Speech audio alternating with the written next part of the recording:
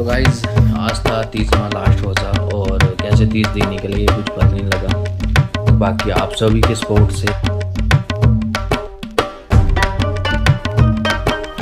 तो गाइज मैं आ गया था नमाज पढ़ के और मैं उखाड़ रहा हूँ भाई अभी पुदीन। Hey everyone, welcome back to my YouTube channel. तो कैसे हो आप लोग? होप करता हूँ आप लोग बढ़िया होंगे, मस्त होंगे, मज़े में होंगे। तो मैं भी एकदम बढ़िया, बस मज़े में हूँ। तो गाइज सुबह के बज रहे हैं 5 बजे 4:50 और मैं उठ गया हूँ भाई रोज़ा रखने के लिए। और भाई फाइनली आज लास्ट रोज़ा है और 1 महीना कैसे निकल गया भाई कोई पता नहीं है कैसे निकल गया। यूँ समझो कि अभी लग रहा है कि 1 हफ़्ता हुआ है बट 1 महीना हो चुका है रोज़े को। और आज है लास्ट अलविदा जुमा। और बाकी बस हम सर की बन रही है, मम्मी लेके आते हैं और खाते हैं फिर उसका रखते हैं रोज़ा। बाकी गाइज आपको ये सीरीज़ कैसी लगी प्लीज़ कमेंट करके ज़रूर बताएं। और चैनल पे अगर नए हो तो प्लीज़ चैनल को सब्सक्राइब करें बिना ना जाए। तो सर की आती है भाई, सर की खाते हैं फिर चलते हैं नमाज पढ़ने। और भाई बाहर हो रही है भयानक बारिश, ख़तरनाक वाली बारिश हो रही है बाहर भाई। तो गाइज अजान हो चुकी है तो चलते हैं नमाज़ पढ़ के आते हैं। बाकी फिर आज इकरा का भी रिज़ल्ट है और साथ साथ में मुझे कोर्ट में भी जाना है भाई, आज मेरी पेशी है वहाँ पे। तो बाकी कोर्ट की पेशी के बारे में डिटेल में बात करते हैं। तो पहले नमाज़ पढ़ के आते हैं फिर आपको बताते हैं।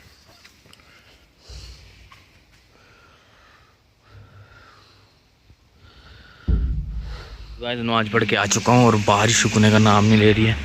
ऊपर से डाकीज मुझे बुला रही है भाई, अभी नहीं छोड़ सकते इनको क्योंकि बारिश लगी है। तो गाइस चलते हैं, सोते हैं, फिर उसके बाद चलते हैं करा के रिज़ल्ट देखने और उसके बाद चलेंगे पेशी पे भाई।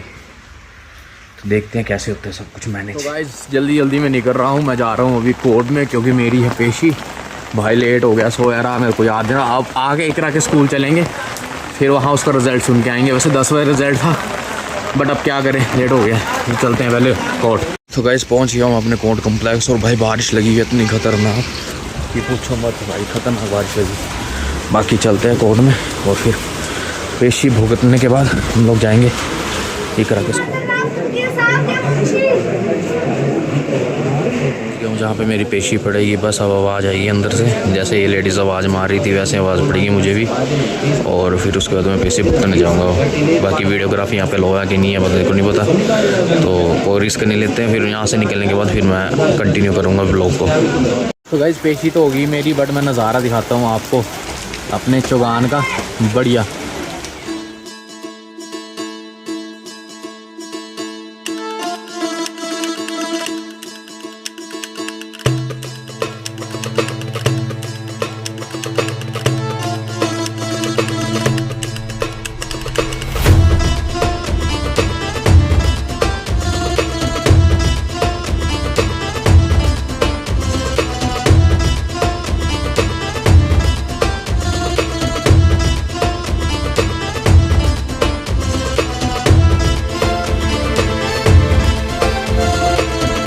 होगी तो उसके बाद चलते हैं भाई अब स्कूल इकरा का रिज़ल्ट सुन के आते हैं। वैसे तो लेट हो गया, रिपोर्ट कार्ड ही देंगे वो लोग, फिर भी रिपोर्ट कार्ड लेके आते हैं इकरा का और देखते हैं कितने नंबर लिया उसने पेपर में। बाकी लिफ्ट लेने पड़ेगी भाई यहाँ से क्योंकि आते आते मैंने लिफ्ट ली थी, अब जाते आते लिफ्ट ही लूँगा अगर मिल जाएगी तो। बाकी चलते हैं।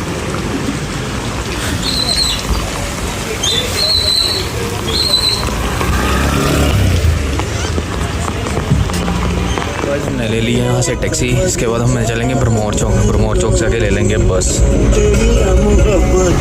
बाकी टाइम लैप्स में दिखाता हूँ आपको।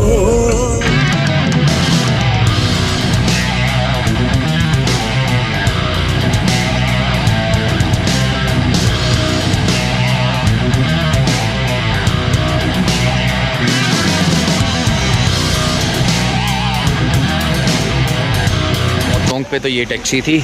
अगर आप लोग भी चंबाते, अगर आपको यहाँ तक ब्रह्मोर चौक तक अगर हॉस्पिटल से पूरे बाज़ार का राउंड लगाते हैं ये लोग, तो यहाँ से आप लोग या यहाँ बस पे उतर के आप यहाँ से चंबा के लिए ये वाली टैक्सी ले सकते हैं मात्र 10 रुपये में या 15 रुपये यही होगा क्योंकि मैं कोर्ट से चला चाहे 10 रुपये इसलिए। बाकी अब बस आती है, बस पे चढ़ते हैं फिर चलते हैं घर।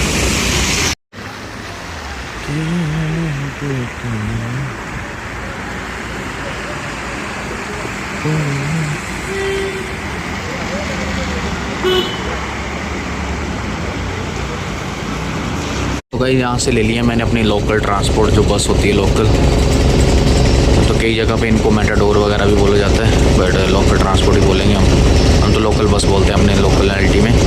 तो यहाँ से बस अब DAV स्कूल के पास उतरूँगा मैं, फिर उसका दिख रहा कर रिजल्ट सुनने आऊँगा। चल पड़ी है बस, अब बस थोड़ी देर में ही पहुँच जाएंगे हम लोग DAV स्कूल के पास। बाकी टाइम लैप्स में दिखाता हूँ आपको सफ़र में।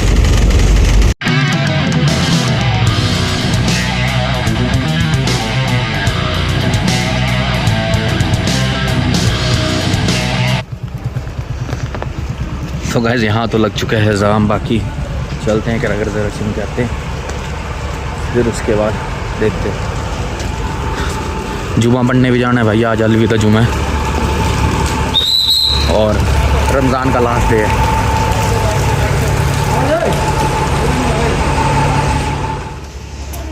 बाकी जो मेरे पे केस चल रहा है भाई, उसकी डिटेल में बताऊंगा आपको बैठ के, तो भी बहुत लोचा है भाई उसमें। चलते हैं रिजल्ट सुन के आते फिर देखते हैं।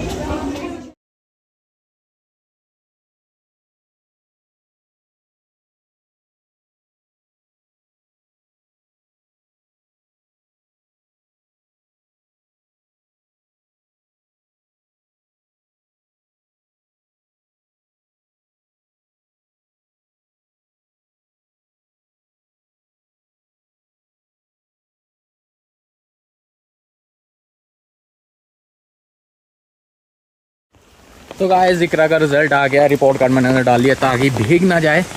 बाकी चलते हैं भाई घर और फिर दिखाता हूँ आपको रिपोर्ट कार्ड। मैंने भी खोल के देखा है, बस रिपोर्ट कार्ड दे दी उन्होंने। तो भाई मौसम क्या हो रहा है भाई, मौसम मार्च के महीने में ऐसा लग रहा है जैसे मानसून आ चुका है भाई, एकदम फॉग हो चुकी है सब जगह। जैकेट डाल लिए, ठंड हो गई है, ठंड।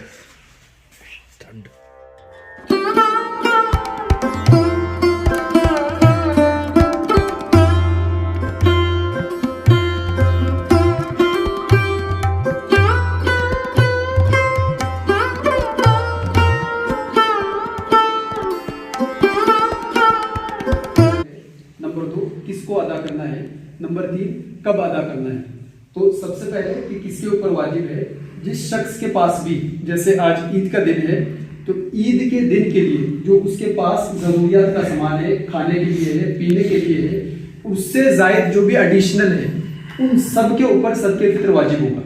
याद रखना कि जिस शख्स के पास भी ईद के दिन खाने के लिए, पीने के लिए जरूरत का सामान है, उससे जो भी एडिशनल होगा, जो ज्यादा होगा, ऐसे शख्स के ऊपर सदके फित्र वाजिब है। नंबर 2 किसको अदा करना है। अब जिस शख्स के पास भी ये कैपेसिटी नहीं है, मतलब ईद के दिन भी उसके पास इतनी कैपेसिटी नहीं है कि वो अपने ईद के लिए कोई सामान खरीद सके या अपनी जरूरत का सामान खरीद सके और उसकी वजह से अपनी बसर जिंदगी गुजार सके, अगर ऐसा कोई शख्स है तो ऐसे हर शख्स को सदके फित्र देना जायज है। उसमें मुस्लिम नॉन मुस्लिम की कोई कैद नहीं है, नॉन मुस्लिम को भी आप सदके फित्र दे सकते हो, लेकिन ज़कात का पैसा नॉन मुस्लिम को नहीं दे सकते हो, इसलिए कि ज़कात फर्ज इबादत है और फर्ज इबादत को किसी भी नॉन मुस्लिम के ऊपर थोपना, इसका मतलब कि कुरान की आयत है ला इकराहा फिद्दीन, कि दीन में कोई जबरदस्ती नहीं है। तो हम कभी भी अपने दीन को किसी दूसरे के ऊपर जबरदस्ती इंपोज नहीं कर सकते। तीसरी बात कि कब अदा करना है, तो अदा करने का जो वक्त है ईद की नमाज से पहले पहले। इस चीज को याद रखना, हमारे वहां बड़ी गलती होती है इस चीज में कि ईद की नमाज से पहले पहले अदा करना है। अल्लाह के रसूल सल्लल्लाहु अलैहि वसल्लम ने फरमाया कि जब सूरज तुलू हो जाए, यानी फजर के बाद तुलू होना शुरू हो जाता है, ठीक, तो ईद की नमाज से पहले पहले तक ये अदा करना जरूरी है। उस वक्त सबसे अच्छा अफजल वक्त, लेकिन क्या कोई शख्स उससे पहले अदा करना चाहे तो कर सकता है। तो हजरत उस्मान से यौमैनी व भी सलास के 2 दिन पहले या 3 दिन पहले, आप ईद की नमाज से 2 दिन पहले या 3 दिन पहले सदके फितर को अदा कर सकते हो। अगर कोई शख्स ईद की नमाज हो जाए उसके बाद अदा कर रहा है तो ये सदके फितर नहीं हो बल्कि आम सदका होगा, जैसे हम आम रूटीन के तौर पर करते हैं। लेकिन अब हमारे वहां सबसे बड़ी गलतफहमी क्या है, हर शख्स गेहूं के हिसाब से देता है, या 100 रुपए अगर फिक्स कर दिया या 70 रुपए फिक्स कर दिए पर पर्सन, तो उतना ही हम सदके फितर दे रहे हैं। ऐसा नहीं है, जिसका जितना भी फाइनेंशियल स्टेटस है, इकोनॉमिकल स्टेटस है, अपने स्टेटस के हिसाब से वो सदके फितर अदा करेगा। अगर हम 90 रुपीज वाला बासमती चावल खाते हैं और उधर दे रहे हैं 2 रुपए वाला, ठीक, तो ये अपने साथ भी मजाक है और अल्लाह के साथ हम मजाक नहीं कर सकते। यानी मैं आपको धोखा दे सकता हूँ, आपके साथ गड़बड़ कर सकता हूँ, लेकिन अल्लाह मेरे दिल को जानता है कि मेरी कैपेसिटी क्या है। ऐसे ही कोई शख्स अच्छा कमाता है तो वो खजूर के हिसाब से देखे, कोई और ज्यादा अच्छा कमाता है तो अच्छी क्वालिटी वाले खजूर देखे कि उसकी कितनी मिकदार बनती है। तो कम से कम पर पर्सन, यानी जैसी आजकल हम लोगों की हालत है, तो पर पर्सन 300 रुपए होना चाहिए कम से कम। मतलब ये है बिल्कुल नॉर्मल बंदे की बात। लेकिन जो अच्छा कमाता है, जिसकी कैपेसिटी अच्छी है, जिसका फाइनेंशियल स्टेटस भी अच्छा है, तो वो खजूर के हिसाब से निकाले। थोड़ा और करना चाहते हैं तो पनीर के हिसाब से निकाले, थोड़ा और करना चाहते हैं तो किशमिश के हिसाब से निकालो। तो ये जो चावल या गेहूं वगैरह ये बड़ी छोटी चीज है। और अच्छा, दूसरी जो अच्छी सबसे बेहतरीन बात कि हम पैसे के हिसाब से ना निकालें। अल्लाह के रसूल सल्लल्लाहु अलैहि वसल्लम ने इस चीज को अनाज के लिए फिक्स किया है। यानी अगर हम यहाँ से अनाज उठाकर किसी जगह पर नहीं दे सकते, लेकिन किसी शख्स को हमने जिम्मेदार बना दिया, मालूम मौलवी साहब को जिम्मेदार बनाया कि भाई फुला जगह हमारा सदके फित्र पहुंचाना है, तो आप वहां पर फोन कीजिए कि एक किट तैयार कर दो कि 3-3 केजी के हिसाब से ये सामान फुला फैमिली के लिए जितनी भी उनकी जरूरियात है वो आ जाए। तो असल चीज है पैसा नहीं है, असल चीज है वो अनाज वहां तक पहुंचा देना, ताकि उनको इतनी भी तकलीफ ना हो कि वो जाकर दुकान पर जाए और लोगों के सामने सिर्फ मुंह देखते रहे कि ये चीज खरीदनी है तो कितनी महंगी होगी। हम खुद ले जाकर दें कि नहीं, आपके लिए अल्लाह ताला ने ये भेजा है। तो ईद की नमाज से पहले ही अदा करना है, और जिसकी जितनी फाइनेंशियल कैपेसिटी है उसके हिसाब से ही वो सदके फितर अदा करे। और उसके अदा करने का वक्त ईद की नमाज से पहले है। और किसको देना है? जिसके पास भी ईद के दिन अपनी जरूरत के लिए सामान नहीं है, ऐसे शख्स को अदा करना है। और किसको अदा करना है? जिसके पास ईद के दिन अपनी जरूरत से ज्यादा जो भी सामान है, ऐसे शख्स के ऊपर सदके फितर वाजिब है। तो गाइज मैं आ गया था नमाज पढ़ के और मैं उखाड़ रहा हूँ भाई अभी पुदीना, क्योंकि शाम को खुलाने वाले हैं रोज़ा, तो उसके लिए पुदीना चाहिए थोड़ा सा। तो मैंने सोचा पुदीना निकाल लेते हैं भाई। तो उखाड़ लिया मैंने पुदीना। तो बाकी मम्मी को बोल दिया मैंने काले चने उबालने के लिए, उसको फ्राई करके वो देंगे बढ़िया, क्योंकि खाने में बहुत टेस्टी होता है। सब मैक्सिमम लोग का फेवरेट है वो, तो हमारा फेवरेट है तो सबका फेवरेट है। वो देंगे साथ में, और साथ में बनाएंगे हम चटनी बढ़िया। तो बाकी चलते हैं, प्रिपरेशन करते हैं। गाइस हमने रख दिए हैं यहाँ पे अपने देसी चूल्हे पे सीटी लगने के लिए, क्या बोलते हैं इसको, चने। और बाकी लकड़ी का स्टॉक देखो हमारे पास कितना हो गया भाई, क्योंकि आने वाले टाइम में किल्लत पड़ सकती है, इसलिए हमने पहले से ही लकड़ी का स्टॉक रखा हुआ है हमने।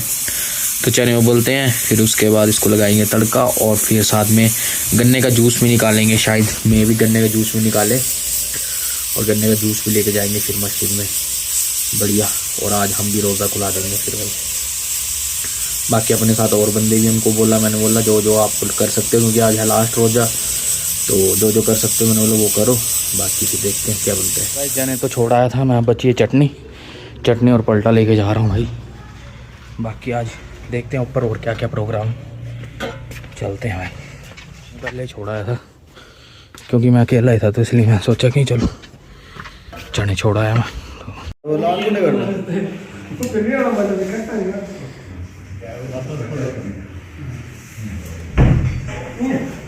नहीं है पानी, अब क्या करूँ, और नहीं है अंदर पानी। तो गाइस बढ़िया से सब कुछ ही ख़त्म हो गया। इसमें चटनी थी, नीचे चने थे, और उसके नीचे था गन्ने का जूस। और गन्ने भाई मैं वीडियो नहीं बना पाया क्योंकि बहुत जल्दी में किया सब कुछ, जो भी हुआ बड़ी जल्दी में हुआ। बाकी घर चलते हैं, इस वीडियो का एंड घर पे जाके करते हैं। तो गाइस आज था 30वां लास्ट रोज़ा, और कैसे 30 दिन निकले ये कुछ पता नहीं लगा। तो बाकी आप सभी के सपोर्ट से बढ़िया लगा मुझे कि आप सभी सपोर्ट दिखा रहे हो, वीडियो देख रहे हो। हाँ व्यूज़ कम है, 110, 120, 105, या फिर किसी वीडियो में 60, 70 या कुछ भी है, चलो पर देख तो रहे हो कम से कम। तो भाई कोई भी मेरी वीडियो देख रहा तो प्लीज़ कमेंट करे, और मेरी तरफ से मेरे सभी व्यूवर्स को ईद मुबारक हो, आप सभी मेरे भाइयों को ईद मुबारक हो मेरी तरफ से। तो गाइज मिलते हैं कल और नेक्स्ट वीडियो में, तो तब तक के लिए बाय बाय।